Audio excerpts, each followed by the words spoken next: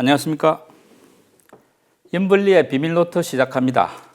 이베스트 투자증권 염성환 이사님과 함께합니다. 어서 오십시오. 네, 안녕하십니까. 시장 참 힘듭니다. 네, 뭐가 좀 풀릴만 하면 좀 뭐가 이게 자꾸 꼬이는 것 같네요, 스텝이. 그러니까. 예. 요즘 같은 약세장 과거에도 많이 겪었습니까? 어땠습니까? 저는 개인적으로 제일 힘들었던 게 그때 미중 무역 분쟁 터졌을 때요. 2년 정도 있었잖아요, 약세장이. 우리나라가 피해를 많이 봤잖아요. 그래서 그때 사실 연초에 되게 2018년도가 되게 좋았었어요. 그때 2,600이었는데 네. 결국 그때 증시가 1,800까지 떨어져 버렸거든요. 예. 그러니까 근데 그게 단기에 끝난 게 아니라 2년 정도라는 시간이 이어지다 보니까 그때가 뭐 지금 못지않게 굉장히 좀 힘들었던 기억은 납니다. 이번에는 2년까지 가서는 안 되겠죠? 네, 그래야 될 것 같습니다. 일단 이번 주 증시 이슈는 역시 FOMC였는데 그 포함해서 어떤 이슈들이 시장을 움직였는지 한번 정리하고 시작하겠습니다. 네, 우리나라 5월 5일 이제 어린이날만 해도 분위기가 나쁘진 않았던 것 같아요. 왜냐하면 이제 미국이 FOMC 끝나고 급등을 했기 때문에. 예. 그래서 지난 3월의 기억이 좀 떠올랐잖아요. 그때도 FOMC 이후로 급등이 계속 나왔는데, 근데 이제 목요일 날이죠. 목요일 날 이제 그 미국 증시가 워낙 또 안 좋게 그냥 상승폭을 반납한 걸 모자라서 그냥 오히려 이제 52주 신저가 기록을 하게 되면서 국내 증시도 영향을 좀 받았던 것 같습니다. 어쨌든 이번 주에 그 미국의 개인 소비 지출이 40년 내 또 최고치 기록을 해서 물가 압력이 여전하다는 게 좀 나왔고, 미국의 10년물 국채 금리가 기어이 3%를 돌파를 하고 말았습니다. 그래서 금리 상승에 대한 부담감이 있었고, 또 한국을 지금 계속 괴롭히고 있는 게 그 중국의 봉쇄잖아요. 네. 그래서 중국의 봉쇄 영향이 실제로 데이터로 확인이 됐습니다. 그래서 한국의 대중국 수출이 역성장을 기록을 해버렸어요. 이런 적이 거의 없었는데, 그래서 무역 수지가 결국 또 적자를 기록한 부분들이 오늘 이번 주 또 국내 증시에도 부담으로 좀 작용을 했었고, 여전히 러시아하고 우크라이나 전쟁은 끝날 기미가 아직까지는 좀 보이지 않고 있는 상황이고, 그리고 중국과 미국의 제조업 지표들이 이번 주에 다 발표가 됐었거든요. 네. 근데 역시 예상한 대로 되게 안 좋았습니다. 이게 지표들도 역시 지금 최근의 흐름들을 반영하면서 특히 ISM 제조업 지수가 2020년 7월 이후로 가장 안 좋게 또 발표가 됐습니다. 그래서 상대적으로 이제 이런 부분들도 국내 증시에 좀 부담으로 작용을 했고요. 어쨌든 좀 시장 전반적으로 이런 부분들, 또 거기다가 잘 가던 자동차주마저도 좀 약간 흘러내리면서 전반적으로 좀 부진했지만, 그래도 한 가지 좀 긍정적이었던 건 외국인들의 매도가 멈춘 건, 그러니까 완전히 끝났다고 우리가 100% 장담할 수는 없지만, 이번 주 들어와서는 어쨌든 외국인들의 기나긴 그 매도 행진이 어느 정도 좀 일단락은 좀 된 것 같더라고요. 그동안 보면 주간 단위로 5천억, 6천억씩 대량 매도를 했는데, 이번 주 들어와서는 좀 순매수까지 좀 기록을 할 정도로 어쨌든 외인의 매도가 좀 멈춘 거는 그나마 좀 긍정적이었던 것 같고, 또 삼성전자가 어쨌든 이제 바닥을 좀 잘 다지고 있는 거, 이 두 가지 부분에 있어서는 긍정적인 흐름도 좀 있었던 것 같습니다. 그러나 워낙 FOMC 이후에 그 후폭풍이 좀 워낙 컸기 때문에 시장은 어쨌든 굉장히 좀 불확실한 국면에서 굉장히 좀 답답한 흐름을 이번 주에도 좀 이어갔던 것 같습니다.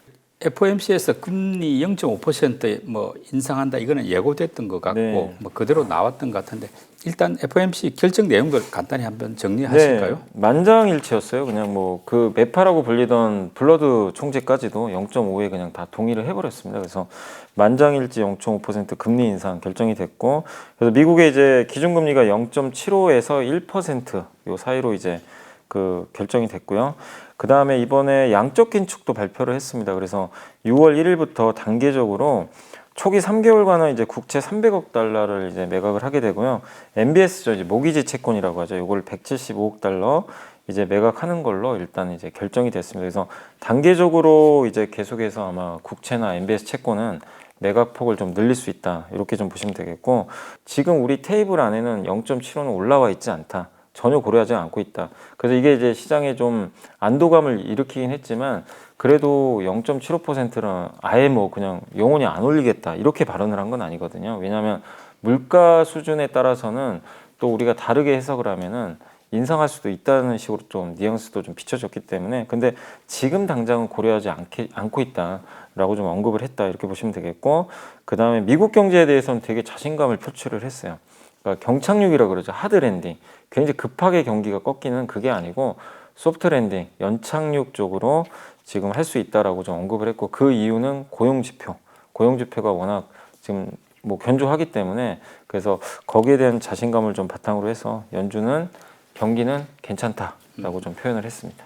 FOMC 직후에는 급등했지 않습니까? 네. 그러다가 또 하루 만에 다시 급락한 이런 급등락 요인 뭘까요? 그 일단은 시장은 0.75% 그러니까 75bp까지 반영을 하고 있었잖아요. 네. 이거 할 수도 있겠다. 6월 달에 금리 인상 0.75% 인상하는 게 확률이 90%가 넘어갔었거든요. 그러니까 6월에도 그걸 좀 이제 생각을 하고 있었는데 갑자기 이제 기자의 질문에 연준 의장은 0.75는 아직 전혀 생각 안 한다. 지금은 그 발언이 이제 나오면서 나스닥이 그냥 랠리를 보였죠. 그래서 시장은 이제 그걸 반영하면서 굉장히 이제 큰 환호를 좀 했던 거고 또 거기에 맞물려서 연준 의장이 또 굉장히 자신 있게 얘기를 했죠. 경기 문제 없다. 예, 이렇게 금리 올려도 우리가 다 소프트 랜딩, 연착륙 할 정도로 잘 조절할 수 있다. 네. 이제 요거를 이제 믿은 거죠. 네. 그래서 그 이제 발표하고 나서는 미국 나스닥이 3% 이상 예, 급등을 했었는데 근데 이제 하루 만에 또 뒤집혀 버렸잖아요. 갑자기 분위기가.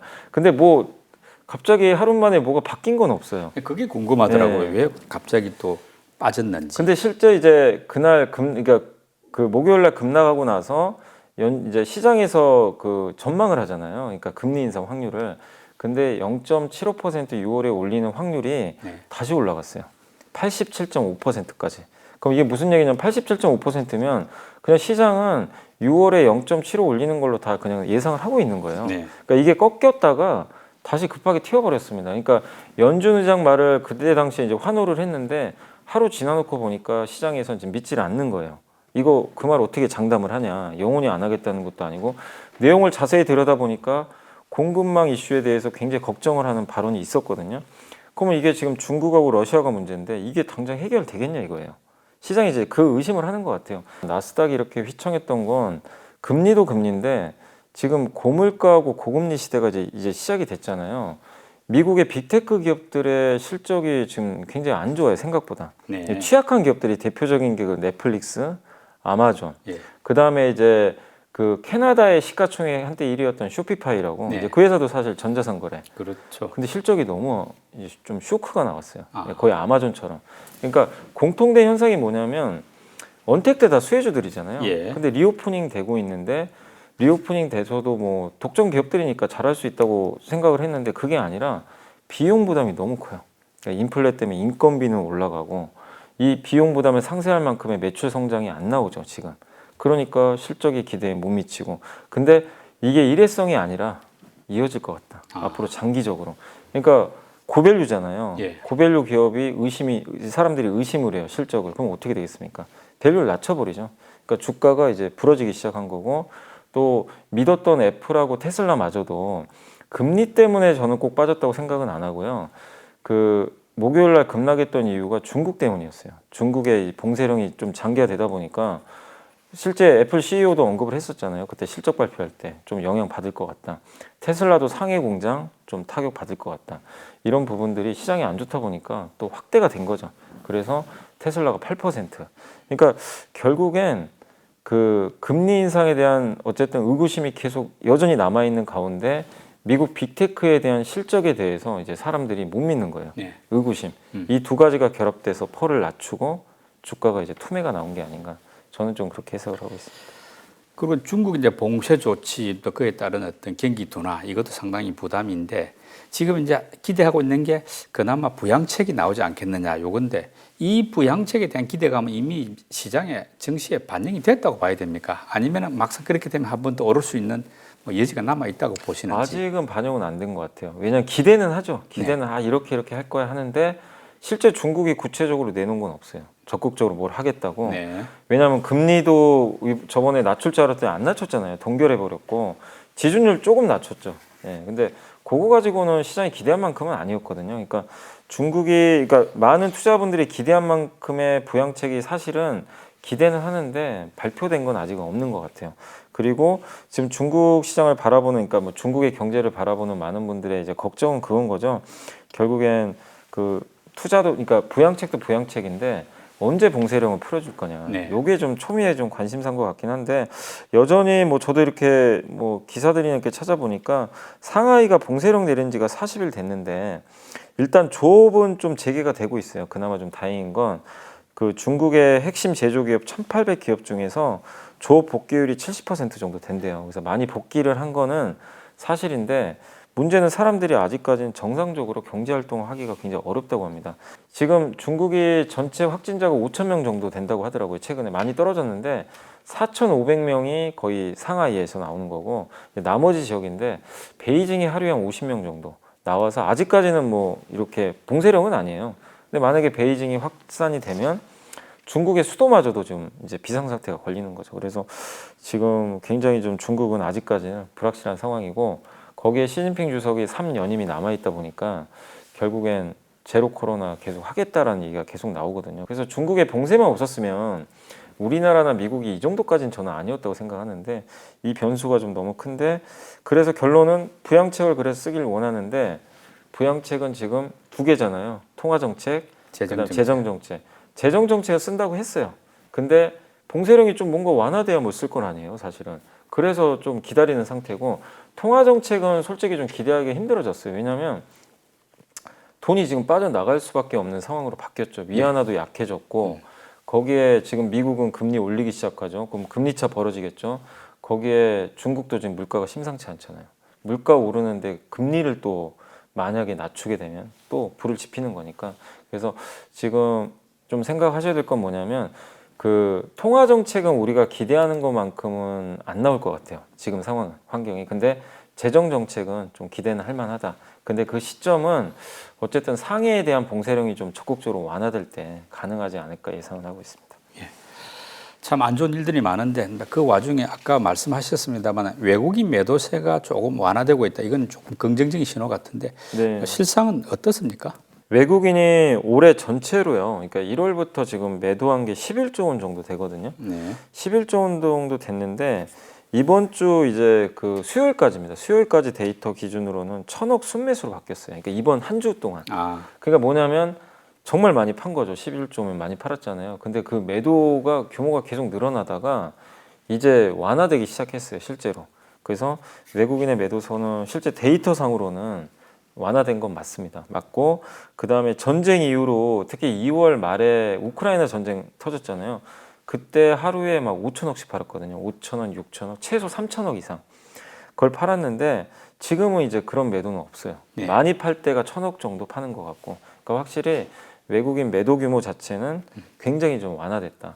그래서 한국 증시가 최근에 미국 나스닥이 이렇게 무너지잖아요. 신저가 내는데도 한국이 2,650에서 버티는 이유는 외국인들이 공격적이진 않아요. 사실 예전처럼. 그리고 기관들이 간간히 좀 방어도 해주거든요. 그래서 한국 증시의 수급은 좀 어쨌든 예전보다는 좋아지고 있는 건 맞다. 네. 근데 그 이유 중에 또 하나로 보는 게 뭐 낙폭과대도 있지만 환율 영향을 좀 받는 것 같아요. 그러니까 환율 때문에 처음에 외국인들이 팔았죠. 환차손이 생기니까.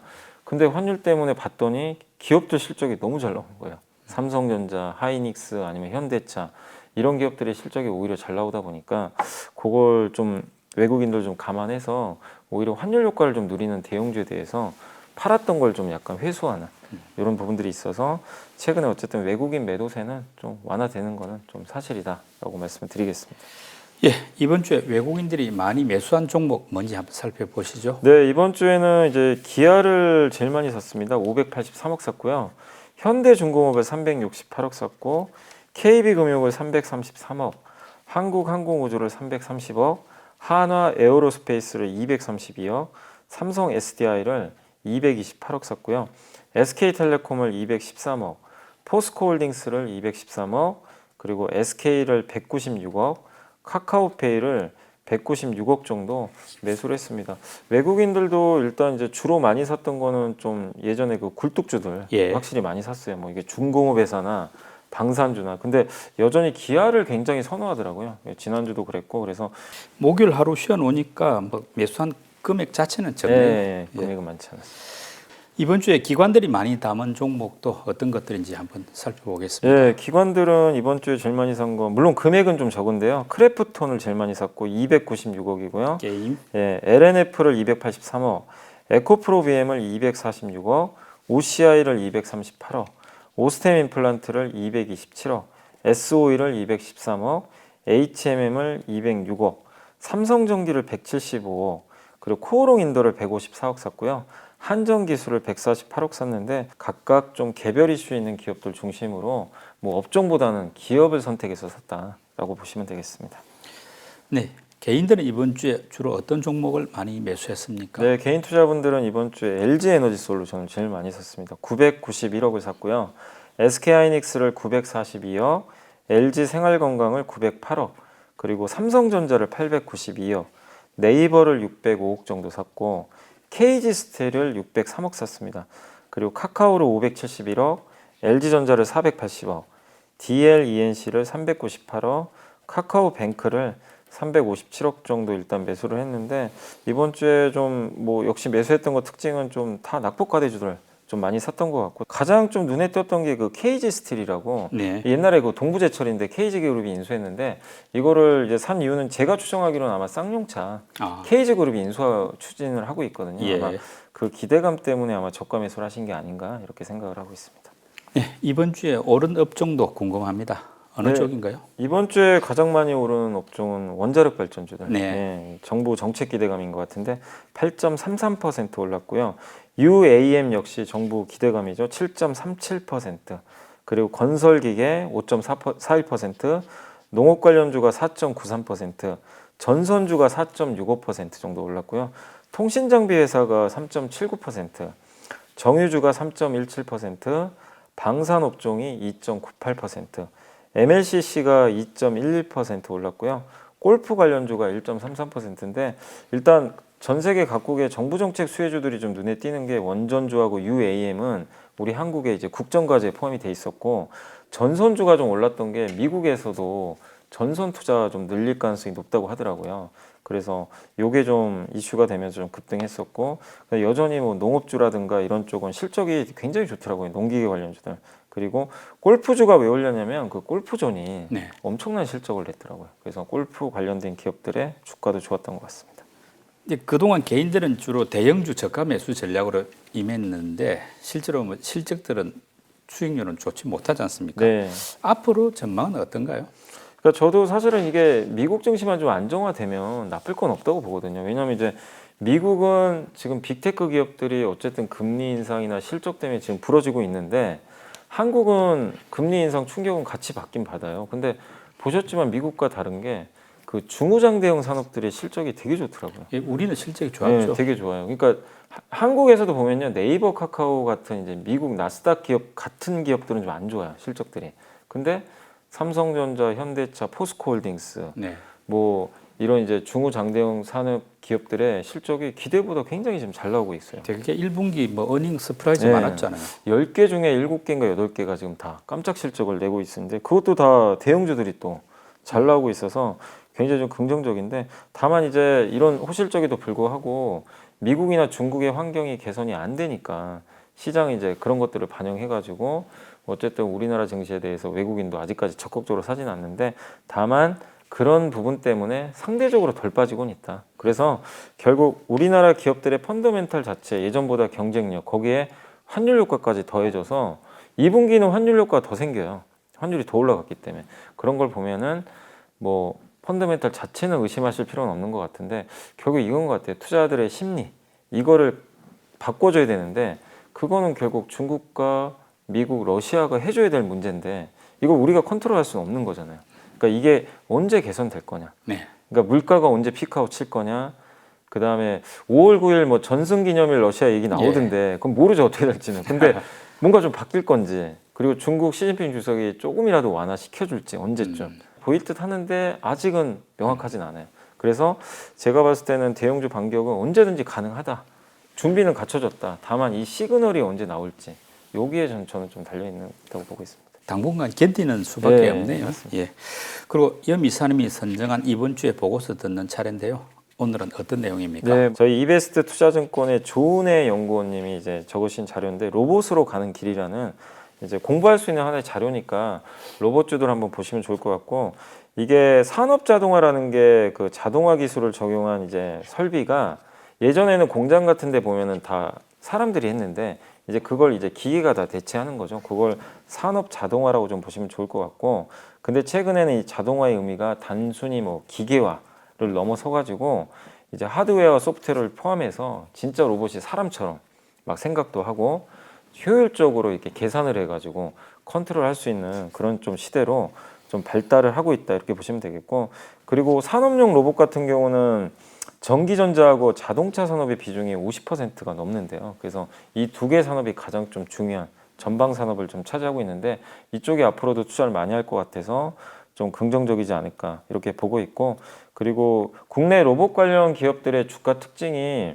그 정부 정책에 좀 많이 의존을 한대요. 왜냐하면 이제 아직까지 뭐 우리가 로봇을 살 수는 없는 거잖아요, 소비자들이. 그래서 정부 정책이 뭐 이게 세제 혜택이라든가 이런 것들, 그런 쪽의 정책이라든가 나오면 또 기업들이 거기에 발맞춰서 투자를 할 수 있기 때문에, 그래서 가장 중요한 거는 좀 정부 정책이다.